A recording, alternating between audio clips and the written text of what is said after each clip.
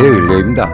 오늘은 양택명당에 살고 조상을 음택명당에 모셔서 조선 최고의 명문가가 된 경주 김씨 가문을 소개하겠습니다. 보시는 이미지가 충남 서산시 음암면 한다리길 39번지에 있는 정순왕후 생가로 진열에 건축된 양택명당입니다. 지도를 보시면 정순왕후 생가 쪽으로 능선을 내밀었고 또 생가를 중심으로 도당천이 휘감아 흐르고 있습니다.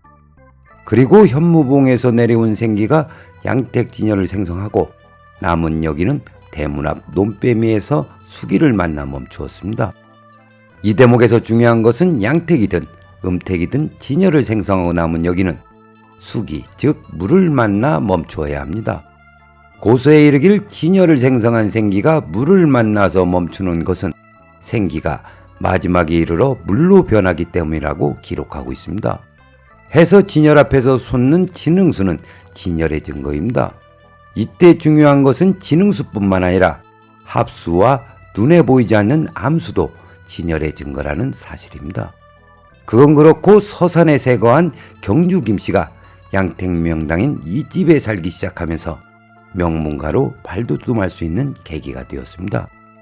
지금부터는 서산에 세거한 경주 김씨에 관해 말씀드리겠습니다.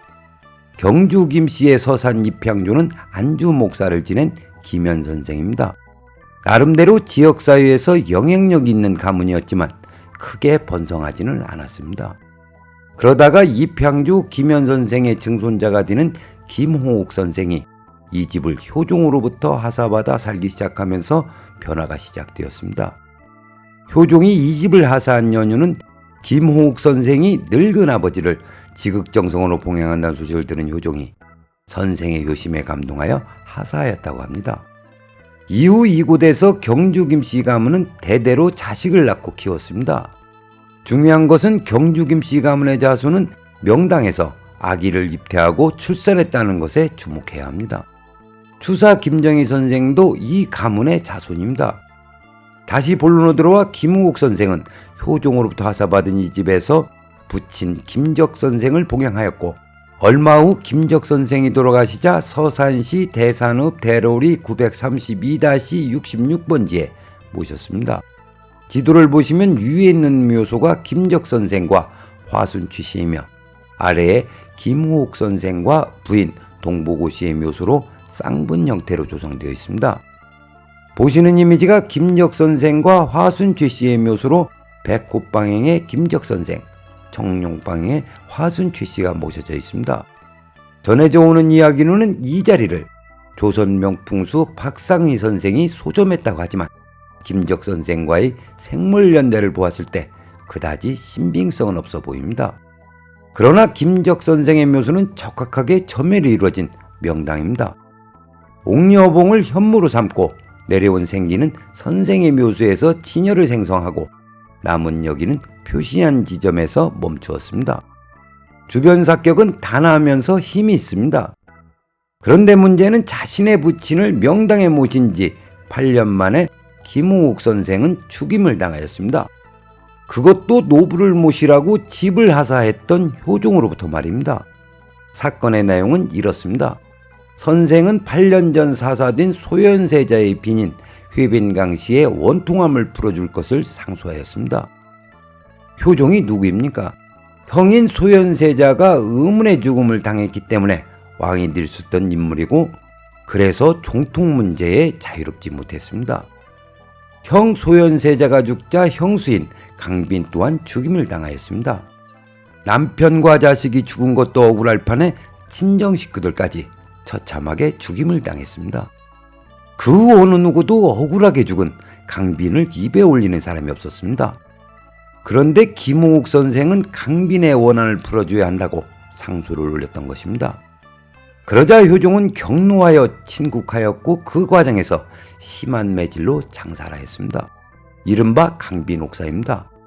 이 대목에서 중요한 것은 김홍옥 선생은 죽임을 당한 것이 아니라 스스로 선택한 죽음입니다. 예나 지금이나 최고의 권력자에게 간언한다는 것은 목숨을 내놓을 뿐만 아니라 멸문지화를 당할 수 있는 일입니다. 결국 충원한 선생은 죽임을 당했지만 충신의 면모를 여실히 보여주었습니다. 이 사건으로 선생은 강직한 신하의 본이 되었고 존경의 대상이 되었습니다. 그리고 5년 후 송시열의 건의로 관작이 복구되었습니다. 김호욱 선생이 돌아가시고 가문의 위상이 약화했습니다. 그러나 김적 선생의 증손자 때에 이르러 서서히 두각을 나타내기 시작했습니다. 그리고 4대 손인 김흥경 선생이 영의정으로 등극하면서 가문이 크게 일어났습니다. 김적 선생을 명당에 모시고 30년 만에 집안을 크게 일으킬 명당의 자손이 태어난 것입니다. 뿐만 아니라 1745년 영주의 계비가 되는 정순왕후가 이 집안에서 태어났습니다. 경주 김씨 가문은 정순왕후를 배출함으로써 명실상부한 명문가로 자리매김하였습니다. 그럼 오늘의 이야기를 정리하겠습니다. 부친을 명당에 모신 김호욱 선생은 천수도 누리지 못하고 처참하게 죽임을 당하였습니다. 누구나 이 대목에서 풍수지리의 명당 발복에 관해 의문이 들 줄 압니다. 일부 풍수인들은 명당의 조상을 모시기만 하면 하루아침에 문제가 해결되고 또 고관대작이 되고 하늘에서 금운보화가 쏟아지는 줄 압니다. 이것은 명당발복의 잘못된 접근입니다. 명당발복은 가랑비에 옷이 젖듯 신압으로 사람이 변하고 가문이 발전합니다. 또한 명당발복은 봄에 씨앗을 뿌리는 것 같습니다. 봄에 뿌린 씨앗이 싹을 틔우면 여름에 꽃을 피우고 가을이 되어서야 결실을 맺는 것 같이 명당발복 또한 이러합니다. 따라서 지난한 시간을 긴 호흡으로 준비하고 기다릴 줄 알아야 합니다. 오늘은 여기까지 하겠습니다. 시청해주셔서 감사합니다. 구독과 좋아요, 알림 설정은 필수!